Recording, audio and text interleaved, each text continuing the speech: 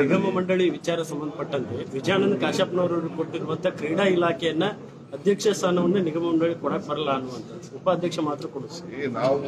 ನಾನು ನೋಡ್ತೀನಿ ಅದನ್ನ.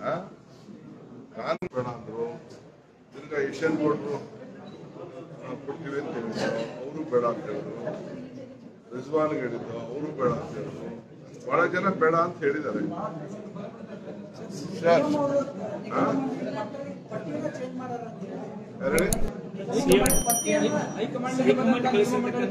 ಯಾವ ಪಟ್ಟಿನೂ ಚೇಂಜ್ ಮಾಡಿಲ್ಲ, ಏನಿಲ್ಲ. ನಾವೇನ್ ಹೇಳಿದೀವಿ ಮಾಡಿದ್ದಾರೆ.